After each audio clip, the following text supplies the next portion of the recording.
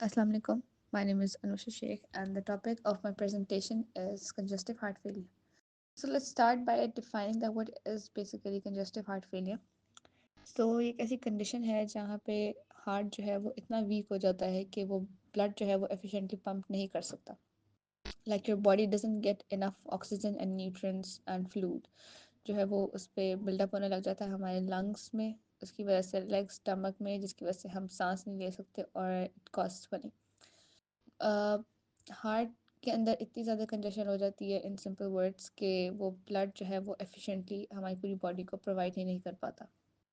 Congested का मतलब ही यही है कि वो that thing is unable to do that it's function properly. इसमें क्या होता है कि जब हमारे हार्ट के मसल्स जो हैं वो वीकेंड हो जाते हैं, लाइक अगर हमारा blood pressure for example high होता है और हमारे जो हार्ट के मसल्स हैं वो इतने डैमेज हो जाते हैं कि वो उनको वीक कर देते हैं. वीकनेस की वजह से जो हार्ट है वो ब्लड पंप नहीं कर सकता, जिसकी वजह से फ्लूइड एक्यूमुलेट होने लग जाता है हमारे लेग्स और एब्डोमेन एरिया में.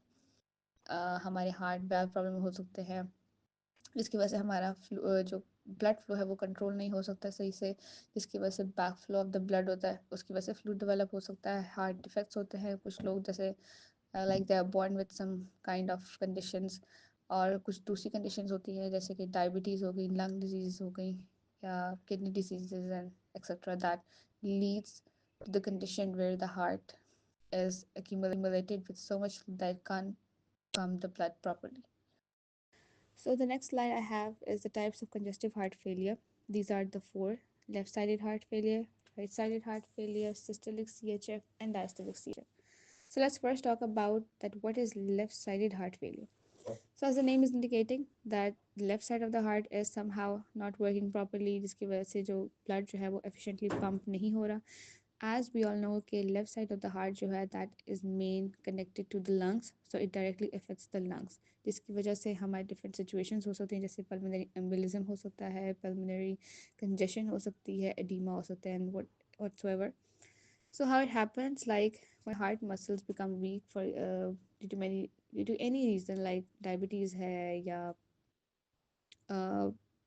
valve problems हैं, या किसी को heart attack आ रहा है, किसी का high blood pressure है, so कुछ भी और एक्सेट्रा एक्सेट्रा, इसकी वजह से हमारा जो हार्ट है वो ब्लड एफिशिएंटली पंप नहीं कर पाता. इसकी वजह से क्या होता है कि जो ब्लड है वो फिर लंग्स में वापस आ जाता है, because there is a pulmonary vein that carries oxygenated blood from lungs to the heart. So जब वहीं से लंग्स हार्ट तक एफिशिएंटली जब पहुंच जाता है, बट हार्ट से आगे बॉडी तक नहीं पहुंच पाता, तो जो ब्लड है वो that begins to back up in the lungs, जिसकी वजह से पल्मोनरी कंजेशन एडीमा हो सकता है.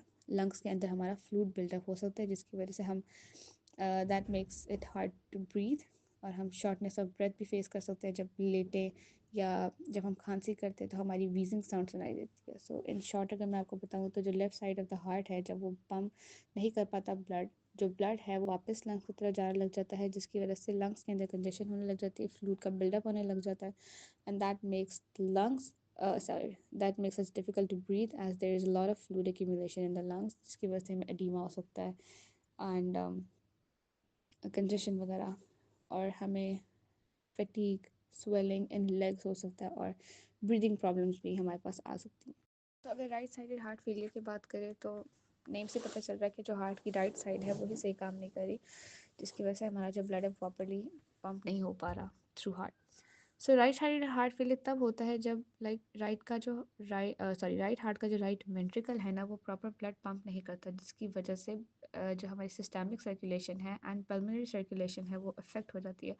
Right side of the heart के फंक्शन की बात करें तो that is connected to systemic circulation.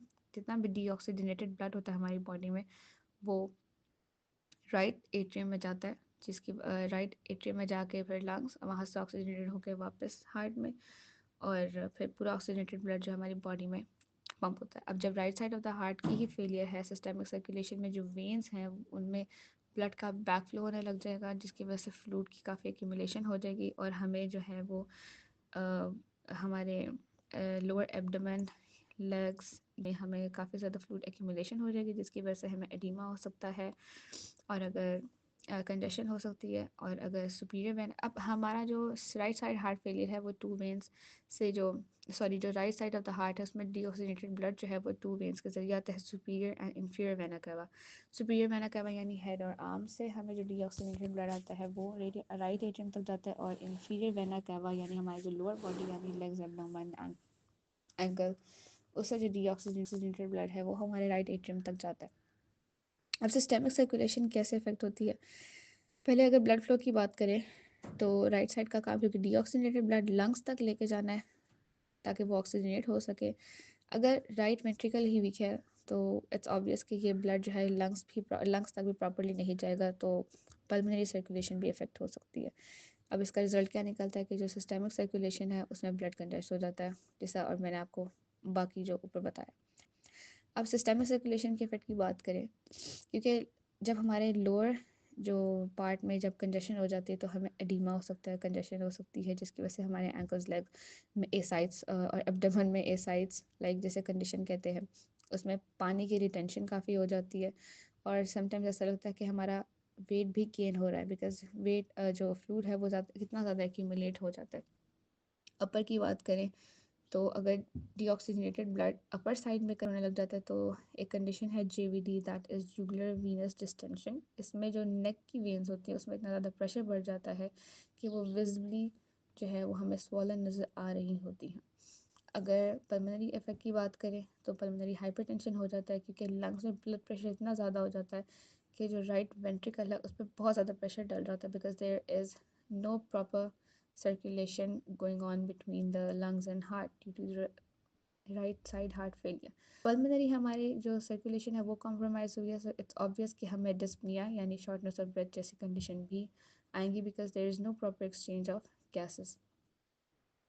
अगर इन शॉर्ट जो है आपको बताएं तो यही है कि right side of the heart जब हमारा फेल हो जाता है तो हमारा पल्मोनरी और सिस्टेमिक दोनों कॉम्प्रोमाइज़ होते हैं, जिसकी वजह से हमें कंजेशन, स्वेलिंग जो है वेंस के अंदर होने लग जाती है, और पल्मोनरी सर्कुलेशन कॉम्प्रोमाइज़ हो जाती है, जिसकी वजह से हमें shortness of breath, fatigue, weakness और इस तरह की कंडीशंस को फेस करना पड़ता है। If we talk about the third type of the congestive heart failure, that is the systolic congestive heart failure. इसमें क्या है कि जो हार्ट का लेफ्ट वेंट्रिकल होता है वो बहुत ज़्यादा वीक हो जाता है, जिसकी वजह से obviously contraction, systole basically is the contraction phase, so what the contraction is not being done properly, so how it's possible कि जो हमारा ब्लड है वो पूरी बॉडी में इफेक्टिवली पम्प करेगा। इसे हम रिड्यूस्ड इजेक्शन फ्रैक्शन भी कहते हैं। इजेक्शन फ्रैक्शन क्या होता है, basically that measures the percentage कि इन ईच कॉन्ट्रैक्शन ब्लड जो है वो कितना ज़्यादा पम्प होता है पूरी बॉडी में। So it's normal 50 to 70%, and if it's less than 50% and 40% or more less, so it suggests that there is some kind of serious heart condition like heart failure or any other heart disease. So if we talk about this in detail, systolic congestive heart failure तब होता है जब हमारे heart का left ventricle properly काम नहीं करता। Okay, अब इसका अगर मैकेनिज्म की बात की जाए, so left ventricle because it's involve, तो उसका कोई डिसफंक्शन अगर हो जाता है तो ऑब्वियसली जो हमारा ऑक्सीजनेटेड ब्लड है वो पूरी बॉडी में पंप नहीं कर पाएगा, हमारा इजेक्शन फ्रैक्शन डिक्रीज हो सकता है। Like obviously ejection fraction decrease होगा तो हार्ट हमारा फेलियर की तरफ जाने लग जाता है, because there is no efficient pumping of left ventricle, there is no pumping of oxygenated blood in the body, the blood is being built up in the heart, leading to severe heart conditions. और second अगर देखी जाए तो cardiac output है वो हमारा decrease हो सकता है, यानी जो which is the amount of blood heart जो है वो हर मिनट में पंप करता है वो डिक्रीज हो जाता है। अब ऑब्वियसली कार्डियक आउटपुट ही डिक्रीज हो गया तो हमारा ऑक्सीजन सप्लाई खत्म हो जाएगा, और ब्लड टिश्यू जो बॉडी टिश्यूज़ ऑर्गन्स जिनको ऑक्सीजन ज़रूरी होती है उनको ऑक्सीजन नहीं मिलेगी, due to which we will face fatigue और वीकनेस। अब जब कोई भी ऑर्गन हमारा फेलियर की तरफ जाने लग जाता है तो कुछ कंपनसेटरी मैकेनिज्म्स जो हैं वो एक्टिवेट होने लग जाते हैं। Same happens with this. इसमें हमारे पास दो कंपनसेटरी मैकेनिज्म होते हैं, sympathetic nervous system and rennin angiotensin aldosterone system. Sympathetic nervous system activate होगा, ऑब्वियसली हमारे बॉडी की हर चीज़ इंक्रीज़ होने लग जाएगी, हमारा heart rate in this case हमारा इंक्रीज़ होने लग जाएगा।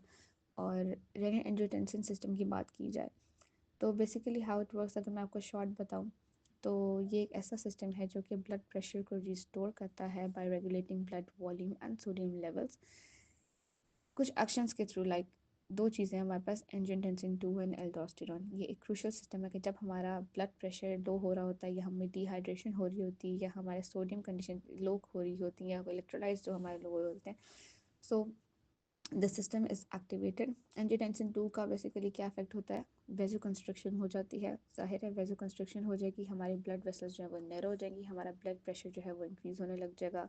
एल्डोस्टेरोन रिलीज़ होगा, एक हार्मोन है जो कि किडनी पर एक्ट करता है जिसकी वजह से सोडियम जो है वो रिटेन होने लग जाता है। इसकी वजह से भी हमारा ब्लड वॉल्यूम और प्रेशर जो है वो इंक्रीज़ होने लग जाएगा। और एडीएच जो है वो भी, और फिर हमें इसकी वजह से क्या कहते हैं, हमारा जो एक फ्लूइड बैलेंस है वो मेंटेन होने लग जाता है। बट सम हाउ ये जो कंपनसेटरी मैकेनिज्म्स हैं ये समटाइम्स हमारे लिए वो हार्मफुल भी हो सकता है, बिकॉज हर चीज़ एक्स्ट्रा हो जाती है, हर चीज़ एक्स्ट्रा हो जाएगी, हमारे हार्ट पर एक्स्ट्रा स्ट्रेन डालने लग जाता है। सो अगर इसके सिम्टम्स की बात करें सिस्टोलिक CHF की, तो because pulmonary is involve, pulmonary circulation is involve, तो हमें लंग्स में जब ब्लड की कंजेशन होने लग जाती है जिसकी वजह से obviously there is congestion of blood in lungs, how is possible कि जो चेंज है वो हो जाएगा, तो एक्सचेंज मुश्किल हो जाता है, पेशेंट को शॉर्टनेस ऑफ ब्रेथ फील होने लग जाती है कोई भी एक्टिविटी करने के दौरान, और when ever he lie down हमें एक्सर्शन होने लग जाती है, फटीग, पेशेंट को फटीग होने लग जाती है और वीकनेस होने लग जाती है, ऑक्सीजनेटेड ब्लड नहीं उनको मिल रहा होता, फ्लूइड रिटेंशन की वजह से एडिमा होने लग जाता है, लेग्स एंकल्स और एब्डोमेन में स्वेलिंग होने लग जाती है और ये किडनी फंक्शन को अफेक्ट कर सकती है। हमें फिजिकल एक्टिविटी करते वक्त हार्ट की जो पंपिंग एबिलिटी है वो बिकॉज रिड्यूस हो जाती है सिस्टोलिक में, बिकॉज कॉन्ट्रैक्शन नहीं सही हो रही होती है, तो हमें एक्सरसाइज वो टॉलरेंस हमारी जो है वो कम हो जाती है। ऑर्थोपनिया है वो, that is the shortness of breath when we lie down. और PND paroxysmal nocturnal dyspnea, यानी रात को बीच में सडन ब्रेथलेसनेस हमें फील होने लग जाती है। अगर इसकी शॉर्ट कॉजेज़ की बात करें, एक समराइज करूँ तो कोरोनरी आर्टरी डिजीज़ हो सकता है, ऑब्वियसली हार्ट को ऑक्सीजनेटेड ब्लड नहीं मिल रहा, हमारे हार्ट के मसल्स वीक हो जाते हैं, कोई मायोकार्डियल इन्फाक्शन है यानी कोई हार्ट अटैक आ रहा है, हमारा ब्लड प्रेशर हाई हो रहा है, कार्डियोमायोपैथी हो रही है, हार्ट के मसल्स की इनएफिशिएंसी फॉर एग्जांपल हो रही है, या वॉल्वुलर हार्ट डिजीज़ हो रही है, हमारे वैल्व्स ही प्रॉपर्ली काम नहीं करे तो हमारा obviously valves prevent the backflow of blood, so when the valves are not working properly so it leads to the systolic dysfunction. Next हमारे पास है diastolic heart failure, that is the fourth type of the congestive heart failure. इसको हम heart failure with preserve ejection fraction भी कहते हैं। क्यों कहते हैं, बिकॉज लेफ्ट वेंट्रिकल में जो डायस्टोलिक फेज होता है, जो रिलैक्सेशन फेज होता है, उसके दौरान जो है वो ब्लड जो है वो सही से फिलअप नहीं हो पाता, बहुत मुश्किल से ब्लड की फिलिंग हो रही होती है। तो हमारा जो रिलैक्सेशन फेज इतना ज़्यादा उसमें एरर आ जाता है कि हमारा जो इजेक्शन फ्रैक्शन है वो प्रिजर्व होने लग जाता है, because there is no relaxation, there is no proper relaxation, obviously there is no proper contraction. तो हमारा जो इंजेक्शन फ्रैक्शन है जब वही रिलीज़ नहीं होगा तो ऑब्वियसली वो प्रिजर्व होने लग जाएगा हमारी हार्ट में उसके जो परसेंटेज। अब क्यों होता है कि हमारे लेफ्ट वेंट्रिकल की समटाइम्स इम्पेयर्ड रिलैक्सेशन हो जाती है, left ventricle due to hypertrophy या स्टिफनेस की वजह से रिलैक्सेशन प्रोसेस इम्पेयर्ड हो जाता है, जो डायस्टली होता है वो ऑब्वियसली सही से हमारा वो फेज़ नहीं पूरा हो सकता हमारे। इसकी वजह से जब हमारा इतना ज़्यादा वेंट्रिकल्स का प्रेशर इंक्रीज़ हो जाता है तो जो लेफ़्ट एट्रियम है और पल्मोनरी वेन्स हैं इनमें भी हमारा जो प्रेशर इंक्रीज़ हो जाता है, जिसकी वजह से हमें पल्मोनरी कंजेशन हो सकती है, लाइक लंग्स में फ्लूइड की एक्यूमुलेशन हो सकती है और हमें जो कंडीशंस फेस करने को मिलती हैं that are the shortness of breath, dyspnea हो जाता है due to the pulmonary congestion, fatigue weakness हो जाती है, same conditions like the systolic heart failure, fatigue weakness की वजह फटीग वीकनेस हो सकती है बिकॉज ऑक्सीजनेटेड ब्लड नहीं मिल रहा, फ्लूइड रिटेंशन हो जाती है, एडीमा हो सकता है, एसाइट्स हो सकता है, और ऑर्थोपनिया PND सारा वही है जो हमने सिस्टोलिक हार्ट फेलियर में देखा था। अब डायस्टोलिक हार्ट फेलियर के कंडीशन कॉजेज़ की बात करें तो ऑब्वियसली ब्लड प्रेशर जब हमारा हाई होता है, chronic high blood pressure ऐसी कंडीशन है कि जब लेफ्ट वेंट्रिकल का मसल जो है वो इतना थिक हो जाता है कि हमें वेंट्रिकुलर हाइपरट्रॉफी हो जाती है, जो ऑब्वियसली रिलैक्सेशन में प्रॉब्लम क्रिएट करती है। कोरोनरी आर्टरी डिजीज़ हो सकता है, एजिंग हो सकती है, एज के साथ साथ मसल्स की जो फ्लेक्सिबिलिटी है वो कम हो जाती है और डायस्टोलिक फंक्शन इफेक्ट हो जाती है, डायबिटीज़ हो जाती है जिसमें हमारे मसल चेंजेस आ सकते हैं, रिलैक्सेशन फेज इफेक्ट हो जाता है, ओबेसिटी हो सकती हैं, एक्स्ट्रा स्ट्रेस पड़ता है, मसल स्टिफ मसल जो है वो स्टिफनेस की तरफ जाते हैं, वेल्वुलर हार्ट डिजीज़ हो सकती हैं और बहुत सी इसके कॉजेज़ हो सकते हैं। और इसको हम इसी तरह से ठीक कर सकते हैं कि हम सबसे पहले तो अपनी लाइफस्टाइल है उसको मॉडिफाई करें, हम ऐसी डाइट लें जो लो सोडियम हो, वेट मैनेज करें, अपना स्मोकिंग जो है वो कम करें, ज़ाहिर है डायबिटीज़ बचने के लिए अपना शुगर इंटेक, ग्लूकोज इंटेक जो है वो थोड़ा नॉर्मल रखें और अपनी लाइफस्टाइल को इस तरह रखें कि हमारा जो हर चीज़ है वो मैनेज हो सके। और दूसरा, हम अगर मेडिकेशंस की तरफ जाते हैं, ब्लड प्रेशर कंट्रोल करने के लिए, तो एस इनहिबिटर्स है, बीटा ब्लॉकर्स हैं, etcetera. The next slide I have causes and risk factors of CHF। अगर कॉजेज़ की बात करें तो वही है रिस्क फैक्टर्स जो लास्ट स्लाइड्स में मैंने एक्सप्लेन की, बट इफ़ आई समराइज़ के कॉजेज़ इसके CAD हैं, कोरोनरी आर्टरी डिजीज़ हैं, ऑब्वियसली हमारी आर्टरीज नैरो हो जाती हैं जिसकी वजह से हमें CHF हो सकता है, हाइपरटेंशन की वजह से, डायबिटीज़, कार्डियोमायोपैथी, हाइपरटेंशन यानी अगर किसी को क्रॉनिक हाई ब्लड प्रेशर का इशू है तो उसकी वजह से हमारे हार्ट पर स्ट्रेस पड़ जाता है जिसकी वजह से कंजस्टिव हार्ट फेलियर हो सकता है, कोई डायबिटिक न्यूरोपैथी हो सकती है, कार्डियोमायोपैथी हो सकती है। और अगर रिस्क फैक्टर्स की बात करें तो वो obesity, smoking, alcohol consumption, family history और कोई भी हमारी ऐसी लाइफस्टाइल या हमारी लाइफ में, हमारी रूटीन में कोई ऐसी चीज़ जो हमारे हेल्थ के लिए हार्मफुल है, that can also lead to the congestive heart failure. The next slide I have the pathophysiology of CHF. So if we talk about this, यहाँ पे हमारे पास दो जो है वो वेज लिखे हुए, एक ये कि जब हमारा वीनस प्रेशर इंक्रीज हो जाता है उसकी वजह से कैसे होता है, एंड द सेकंड कि जब हमारा कार्डियक आउटपुट जो है वो डिक्रीज हो जाता है उसकी वजह से हमें कैसे होता है। सो फर्स्ट अगर हम ये वीनस प्रेशर वाले को डिस्कस करें, वीनस प्रेशर यानी वेन्स का जो प्रेशर है वो इंक्रीज होने लग जाता है।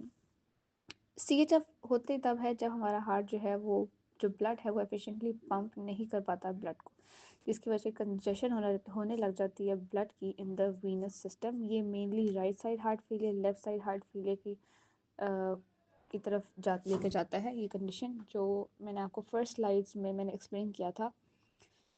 अब जब हार्ट जो है वो पंप जो है वो ब्लड नहीं कर पाता इफेक्टिवली, तो जो ब्लड है वो वेन्स के अंदर बैकअप होने लग जाता है, इससे हमारा वीनस प्रेशर जो है वो इंक्रीज होने लग जाता है। अब वीनस प्रेशर इंक्रीज होने लग जाता है तो ऑब्वियसली हमारा पल्मोनरी इंक्रीज होगा जिसकी वजह से हमारा लेफ्ट साइड हार्ट फेलियर आएगा, जिसकी वजह से हमें एडीमा हो सकता है, हमें पल्मोनरी कंजेशन हो सकती है, सॉरी, और पल्मोनरी एडीमा हो सकता है, हमारी शॉर्टनेस ऑफ ब्रेथ हो सकती है और सिस्टेमिक वेन्स के अंदर हमारा प्रेशर इंक्रीज हो जाएगा जिसकी वजह से हमें राइट साइड हार्ट फेलियर हो सकती है, हमें एसाइट्स हो सकता है, एडीमा हो सकता है और जूलियर वेन डिस्टेंशन यानी अपर भी इन्वॉल्व और लोअर भी involve veins because of the superior inferior vena cava, जो मैंने सारा फर्स्ट में एक्सप्लेन किया। अब जब वीनस प्रेशर इंक्रीज होता है तो ऑब्वियसली कैपिलरी जो फिल्ट्रेशन है वो हमारी इंक्रीज हो जाती है, यानी हमारा जो कैपिलरीज का प्रेशर है वो इंक्रीज हो जाता है। कैसे? जब कैपिलरीज ही का जो प्रेशर है वो इंक्रीज होने लग जाता है तो that increase pressure pushes the fluid out of the blood vessels और सराउंडिंग टिश्यूज में। नॉर्मल कंडीशंस में जो कैपिलरीज है वो फ्लूइड मूवमेंट की जो वो बैलेंस है वो मेंटेन करके रखती हैं between the body and the tissues, sorry between the blood and the tissues. जब वो वीनस प्रेशर इंक्रीज होता है तो कैपिलरी इन्फिल्ट्रेशन भी इंक्रीज हो जाती है। सो जो कैपिलरी वॉल्स हैं that become permeable to fluids, जिसकी वजह से हमें फ्लूइड लीकेज हो जाती है और इंटरस्टिशियल स्पेसेस में जो वो फ्लूइड है वो हमारा स्प्रेड आउट होने लग जाता है, एक्यूमुलेट होने लग जाता है। अब जब कैपिलरी फिल्ट्रेशन हमारी इंक्रीज हुई है तो उसकी वजह से हमें एडीमा हो सकता है। Why? Because the fluid that has been lead out of the capillaries that accumulates in the tissues, जिसकी वजह से हमें एडीमा यानी स्वेलिंग हो सकता है और ये एडीमा जो है ये लेफ्ट साइडेड हार्ट फेलियर और राइट साइडेड हार्ट फेलियर के वो डिपेंड करता है कैसे। अगर लेफ्ट साइड का हार्ट फेलियर है तो ये एडीमा जो है वो पल्मोनरी एडीमा यानी लंग्स में एडीमा हो जाएगा, जिसकी वजह से हमें ब्रीदिंग में डिफ़िकल्टी आएगी, हमें सफोकेशन फीलिंग्स आती है और दूसरी रेस्पिरेटरी सिम्टम्स हमें शो होने लग जाते हैं। अगर राइट साइड हार्ट फेलियर के ऊपर डिपेंडेंट है तो ये एडीमा जो है हमारे अपर वेन्स और लोअर बॉडी वेन्स में एक्यूमुलेट होने लग जाएगा। अपर में है तो जुगुलर वेन डिस्टेंशन जैसी कंडीशंस आ सकती हैं, और अगर लोअर में है तो लेग्स, एंकल, फीट में और एसाइड्स हो सकता है, यानी एब्डोमेन में हमें फ्लूइड एक्यूमुलेशन हो सकती है। और अगर लेग्स, एंकल और फीट में हमें जो है वो एडिमा हो सकता है। अगर इसको मैं समराइज करूँ तो वीनस प्रेशर इंक्रीज हुआ, यानी हार्ट की एबिलिटी जो थी वो रिड्यूस हुई। कैपिलरी फिल्ट्रेशन इंक्रीज हुई, यानी हार्ट कैपिलरी जो प्रेशर था वो इंक्रीज हुआ, इतना इंक्रीज हो गया जो कैपिलरी में फ्लूइड था वो लाइक फट के बाहर आ गया। कैपिलरीज इतनी फिलअप हो गई कि जो सारा फ्लूइड था वो कैपिलरी से बाहर आ गया, बॉडी में एक्यूमुलेट होने लग जाए। जब फ्लूइड एक्यूमुलेट होता है तो फ्लूइड की एक्यूमुलेशन को कहते ही एडिमा है, चाहे वो पल्मोनरी हो या पेरिफेरल हो। And that is the one side कि ये जो वीनस प्रेशर है ये कैसे जो है वो CHF कॉज कर सकता है। सो if I talk about the other thing कि कार्डियक आउटपुट डिक्रीज होने की वजह से हमें कंजस्टिव हार्ट फेलियर कैसे होता है। हमारा कार्डियक आउटपुट डिक्रीज जब होता है, यानी cardiac output is the amount of blood the heart pumps पर मिनट। ये हमारा कोई भी सिस्टोलिक डिसफंक्शन या डायस्टोलिक डिसफंक्शन है उसकी वजह से हो सकता है जब हमारा कार्डियक आउटपुट डिक्रीज होता है। सो एज आई टोल्ड के बॉडी में जब डिफरेंट ऑर्गन्स, कोई भी ऑर्गन जो है फेलियर की तरफ जाता है तो कंपनसेटरी मैकेनिज्म्स होते हैं, कुछ वो एक्टिवेट हो जाते हैं। So same happen in the case of the heart कि हमारा कार्डियक आउटपुट डिक्रीज हुआ, हमारा सिंपैथेटिक नर्वस सिस्टम एक्टिवेट हुआ जिसने हमारा हार्ट रेट इंक्रीज कराया। कैसे? कैटेकोलामाइंस रिलीज करके, नॉरएपिनेफ्रिन, एपिनेफ्रिन रिलीज करा के, जिसने वेजो कंस्ट्रक्शन कराई। वेजो कंस्ट्रक्शन की वजह से हमारा जो ब्लड फ्लो था वो इंक्रीज हुआ और हमारा हार्ट रेट इंक्रीज हो गया। दूसरा, हमारा कार्डियक आउटपुट डिक्रीज की वजह से हमारा रीनल ब्लड फ्लो डिक्रीज हो रहा था। अब रीनल ब्लड फ्लो डिक्रीज हो रहा था तो हमारा जो रेनिन एंजियोटेंसिन सिस्टम है वो एक्टिवेट हुआ। Renin is the enzyme that is released by the kidney. अब जब renin angiotensin aldosterone system activate हुआ तो रेनिन ने प्रोडक्शन कराई एंजियोटेंसिन 2 की, और एंजियोटेंसिन 2 का जो फंक्शन है वो वेजो कंस्ट्रक्शन है। एंजियोटेंसिन 2 ने जो था सॉरी रेनिन ने जो प्रोडक्शन कराई एंजियोटेंसिन 2 की जिसने वेजो कंस्ट्रक्शन की, और साथ ही एल्डोस्टेरोन का रिलीज करवाया जिसने एड्रिनल ग्लैंड को सिग्नल किया कि हमारी बॉडी में जो सोडियम है और वाटर है उसकी अमाउंट कम हो रही है। जिसकी जब सिग्नल उनको एड्रिनल ग्लैंड को मिला उसने सोडियम वाटर रिलीज़ कराया। सोडियम वाटर की हमारी बॉडी में रिटेंशन हुई। जब सोडियम और वाटर की हमारी बॉडी में रिटेंशन हुई, इट मीन्स कि हमारी बॉडी में जो फ्लूइड था वो एक्यूमुलेट होने लग गया, फ्लूइड ओवरलोड होने लग गया इन द बॉडी में, जिसने हमारे CHF की कंडीशंस थी या सिम्टम्स थी वो वर्सनिंग कर दी। इन शॉर्ट, ये पूरे कंपनसेटरी मैकेनिज्म के रिजल्ट में एडिमा हुआ। अब पल्मोनरी एडिमा हुआ जिसकी वजह से हमें शॉर्टनेस ऑफ ब्रेथ होने लगी। पेरिफेरल एडिमा जिसकी वजह से हमें स्वेलिंग होने लगी। एसाइड्स जो एब्डोमेन के केस में होता है। अब इस फ्लूइड बिल्डअप का रिजल्ट जो डायरेक्ट रिजल्ट था बॉडी कंपनसेटरी मैकेनिज्म का, मतलब बॉडी कंपनसेटरी मैकेनिज्म जो था वो कार्डियक आउटपुट के साथ डील कर रहा था, but that ends up worsening the you can worsening the clinical situation, that was this congestive heart failure that led to the congestive heart failure.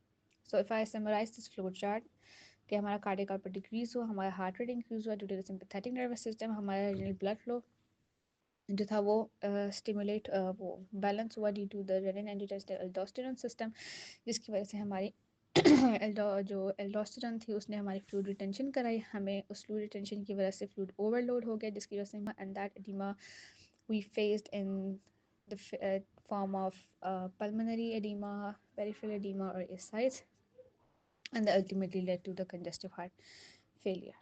Science and symptoms, next slide है, मतलब left sided congestive heart failure के science and symptoms हमारे पास डिस्पनी आ जाती है, pulmonary oedema और ऑर्थोपनी आ जाती है, और right sided congestive heart failure में हमारे पास peripheral edema, ascites, jugular vein distension, वही सब जो मैंने लास्ट साइज में एक्सप्लेन किया। So if I talk about the diagnosis of the CHF, so first हमारे पास आती है क्लिनिकल एग्जामिनेशन, यानी पेशेंट जब हमारे पास CHF का आता है तो वो मोस्टली इसी तरह आता है कि उसको सांस नहीं आता और उसकी बॉडी पे एडिमा नज़र आ रहा होता है। और अगर हम उसके लंग्स एग्जामिनेशन करें तो हमें क्रैकलिंग साउंड्स आवाज़ सुनाई दे रही होती है due to the pulmonary congestion, और उसे ऑर्थोपनिया जैसी कंप्लेंट्स होती हैं, पैरोक्सिस्मल नॉकटर्नल डिस्निया जैसी, कफ, वेट गेन और decreased exercise in tolerance type. और उसका जो JVD होता है वो बहुत ज़्यादा इंक्रीज़ होता है, लाइक उसका जो नेक की वेन्स होती है उसमें बहुत ज़्यादा प्रेशर होता है due to the right side heart failure. और अगर लेबॉर्ट्री इमेजिंग टेस्ट वगैरह की बात करें तो हम उसको चेस्ट एक्सरे होता है, इकोकार्डियोग्राफी होता है to see any kind of hypertrophy cardiomyopathy, और BNP लेवल्स देखते हैं जो कि हार्ट फेलियर से एसोसिएटेड डायरेक्टली होता है। मोर स्पेसिफिक डायग्नोसिस, ये बायोमार्कर्स होते हैं जो कि रिलीज़ किए जाते हैं in response to increase pressure या कोई फ्लूइड ओवरलोड है। LFTs कराए जाते हैं, थायराइड फंक्शन टेस्ट भी कराए जाते हैं, एक्सरे कराए जाते हैं to see any kind of pulmonary congestion, और या BNP लेवल्स जो कि कार्डियक बायोमार्कर्स हैं for the CHF। Treatment approaches की बात की जाए तो सबसे पहले हमारी बात आती है लाइफस्टाइल चेंजेस की, कि हमें अपने लाइफस्टाइल को चेंज करना चाहिए। हमें ऐसी डाइट लेनी चाहिए जिसमें सोडियम की अमाउंट जो है वो कम हो, हमें रेगुलर एक्सरसाइज करनी चाहिए, वेट मैनेजमेंट ओबेसिटी की तरफ नहीं जाना चाहिए। और मेडिकेशंस की बात करें तो क्योंकि इसमें हमारा ब्लड प्रेशर का बहुत प्रॉब्लम होता है तो एस इनहिबिटर्स, बीटा ब्लॉकर्स दी जा सकते हैं। फ्लूइड इम्बैलेंस की वजह से हम डायरेटिक्स या डिटॉक्सिन दे सकते हैं। और सर्जिकल ऑप्शंस की बात करें तो इसमें हम पेस मेकर्स, हार्ट ट्रांसप्लांट बहुत स्वेयर केसेस में कराया जाता है। So next we talk about what is the prognosis and prevention of CHF. So it's a progressive disease, like Aahista Aahista develop होती है हमारी बॉडी में। अगर हमें इसके साइंस जो हैं वो अर्ली डायग्नोज हो जाएं तो कुछ इंटरवेंशंस हैं जो हम ले सकते हैं that can improve the outcome. हम अपने हाइपरटेंशन को कंट्रोल रख सकते हैं, ब्लड प्रेशर कंट्रोल कर सकते हैं, डायबिटीज़ हम कंट्रोल कर सकते हैं, हम स्मोकिंग अल्कोहल अवॉइड कर सकते हैं, हम अपना कार्डियक चेकअप वैसे भी रेगुलर चेकअप्स हमें अपने बॉडी के कराते रहने चाहिए to see if any kind of abnormality और any kind of insufficiencies happening in the body or not. So ये सारी preventions हैं जो हमें लेने चाहिए।